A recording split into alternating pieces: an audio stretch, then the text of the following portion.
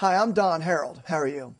Last month in July of 2008, Republican presidential candidate Ron Paul, congressman from Texas, had an interesting exchange, almost comical, humorous, if you will, with Massachusetts Democrat Barney Frank. How's your wife compared to what?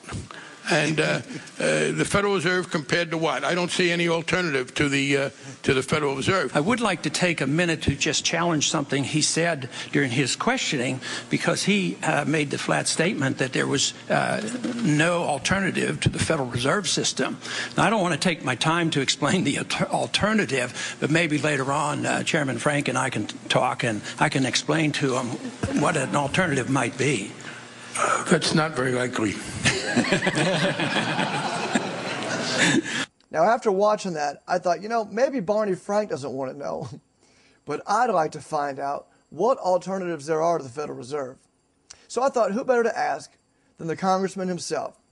So today I interviewed Dr. Ron Paul, the leader of the Freedom Revolution, and you'll be surprised at his answers about, well, Barney Frank and the Federal Reserve, I think. But at the end, he gives some great advice on what you and I can do as citizens to help protect the freedoms that we've got now and gain back the freedoms we've lost. And now for my interview with Congressman Ron Paul. There was an interesting exchange between you and Representative Barney Frank, where you mentioned that sometime later you could explain to him an alternative to the Federal Reserve. Although Representative Frank didn't want to hear that, would you mind sharing with my viewers one of the options you'd have in mind outside of the Federal Reserve System? Well, he knew exactly what I was referring to because we've talked about it a lot. And although he wasn't interested in it, actually, we do pretty well getting along together. And he was trying to make a pun there by saying, well, that is not going to happen. But he knows my position because I don't even believe we should have a Federal Reserve. And of course, he sees things so differently. He sees that the Federal Reserve is important, and if we only had more regulations by Congress, we could compensate and correct all the errors that the Federal Reserve makes or helps to make, by creating artificially low interest rates.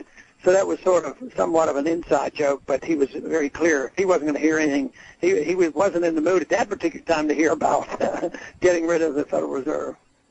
What do you do without the Federal Reserve?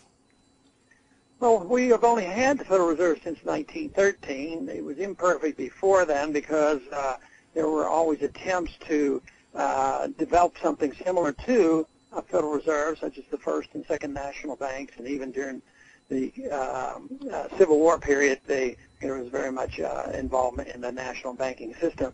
But free market banking is something that could exist. But the important thing is not to concede to the bankers and the politicians this right to create money out of thin air. That's the culprit. And especially if they're doing this to accommodate politicians who spend too much money and where the Fed can buy Treasury bills with credit created out of thin air. This is where the problem is. But I'm not in favor of closing the Federal Reserve down in one single day, because that could be, make it even more chaotic than it already is. But I'd be for trying to work out a transition period where a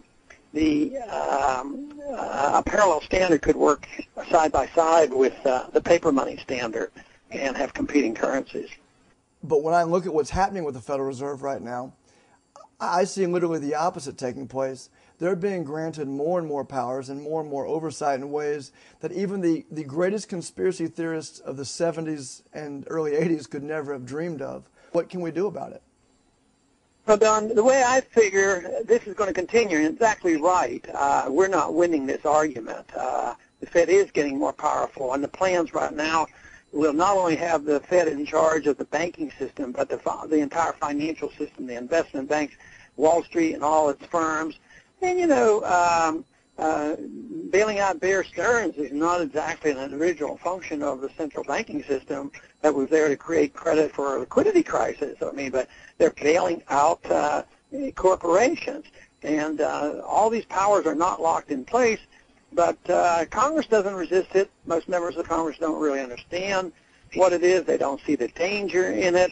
And the worse the crisis gets, the more the politicians are going to hope, well, maybe the Fed's going to bail us out. And just think of how many problems we had in the 90s and that, 15 years or so when Greenspan was chairman. The politicians thought he was, a genius. And, all he was doing was inflating the currency. So they had a lot of trust, blind trust, in the central bank to solve all the problems rather than seeing the central bank as the source of our problems. What would you say to the viewers of my videos that they can do right now to make changes in their lives or help Congress affect change for the entire country? Of course, there's two things that we are obligated to do for ourselves. One, we're obligated to protect ourselves financially, and if you come to the conclusion that the Congress will inevitably spend too much and the Federal Reserve is going to be there and continue to monetize debt and continue to devalue our currency, then protecting themselves financially, I believe, is the only way you can do this is through having our hard assets. I was a purchaser of gold, when gold was under $100 an ounce, and it has served me well. So I think we have an obligation to ourselves and our family to try to preserve our capital and our wealth.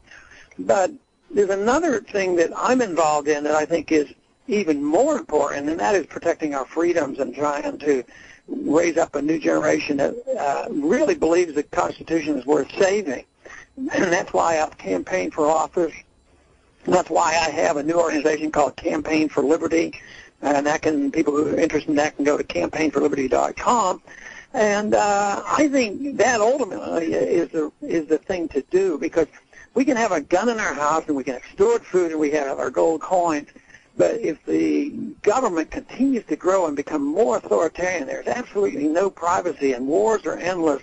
When the economic crisis really hits, much bigger than what we're having now, then those things won't save us. What will save us is a whole generation of people who believe that individual liberty, as understood by the founders, is what we have to concentrate on. That's great advice. Dr. Paul, I thank you so much for being here with me today. Don, thanks for having me on. Thank you, Dr. Paul. Take care.